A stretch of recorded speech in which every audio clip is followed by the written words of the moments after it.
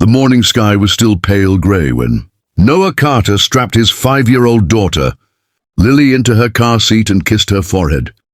"Daddy's going to make everything better today," he whispered, more to himself than to her. Noah had been a single father for 3 years, ever since his wife passed away from a sudden illness, leaving him alone with a toddler, a stack of unpaid bills and a broken heart. He worked 2 part-time jobs just to keep the lights on, but neither paid enough. If you believe in kindness, second chances, and the power of small moments to change lives, please like, comment, share, and subscribe to Kindness True Stories. Also, tell us in the comments, where in the world are you watching from? Today was different. Today, he had an interview at Harrington Enterprises, one of the most respected companies in the state. The position, Regional Operations Manager, came with a salary that would change their lives forever. He had spent 2 weeks preparing, ironing his best shirt the night before, rehearsing answers in the bathroom mirror until Lily laughed and called him funny daddy. He dropped her off at his neighbor's house and drove onto the quiet highway with hope burning in his chest. He was 40 minutes early, which felt like a miracle for a man who lived in constant chaos. Then, about 20 miles from the city, he saw her, a woman standing beside a car with its hood up, hazard lights blinking weakly in the cold morning air. She was dressed professionally, a briefcase in one hand, phone pressed to her ear with the other. Noah drove past. Then his hand slowed on the wheel. He looked in the rearview mirror.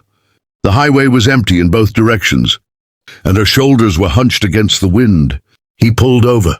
He told himself it would only take 5 minutes. He walked back to her car and introduced himself. The woman's name was Margaret Harrington.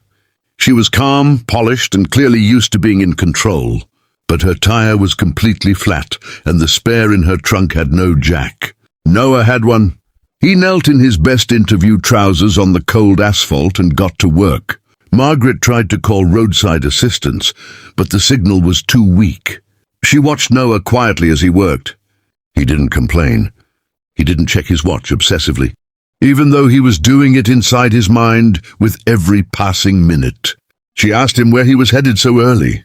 He told her, job interview, a big company in the city, a chance he'd been waiting on for months.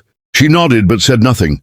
By the time the tire was changed, Noah had lost 35 minutes. He shook her hand, wished her well, and drove back onto the highway with his foot pressing hard on the gas. He arrived at the building 12 minutes late.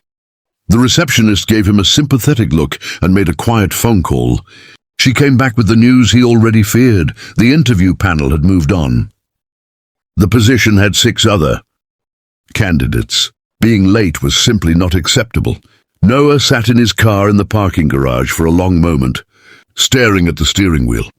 He thought of Lily, of the grocery bill on the kitchen counter, of the dream that had just slipped through his fingers while he was on his knees on a cold highway helping a stranger. He drove home slowly. He was still sitting at his kitchen table, still in his interview shirt, when the knock came at the door. He opened it and found Margaret Harrington standing on his porch, no longer stranded, now composed and sharp-eyed. She looked around briefly and then looked at him. "I know what you gave up this morning," she said simply. "I'd like to offer you the position." Noah blinked. He didn't understand. She explained that she was not just a stranded driver. She was the founder and CEO of Harrington Enterprises, the company he had applied to. She had been on her way to observe the interview panel from a distance, as she sometimes did for senior hires when her car broke down. She had watched him work in his good clothes on a dirty road, without a single word of self-pity. She had made a few calls once she reached the office. She learned his story, the single father, the 2 jobs, the years of quiet struggle. "I've hired a lot of qualified people," she told him, "but I rarely meet someone who chooses people over personal gain, without even thinking about it. That's the kind of leadership I want in this company." Noah stood there in his doorway, unable to speak for a moment. Behind him, Lily came padding in her socks to the door, looked up at the woman and said, "Did my daddy help you?" Margaret smiled, the first real smile Noah had seen from her, and said, "Yes, sweetheart. He really did." Noah started the following Monday. The salary was everything he had hoped for, but more than that, he finally understood something his own father had told him years ago, that a good deed is never truly lost. It travels ahead of you quietly and meets you at the right door.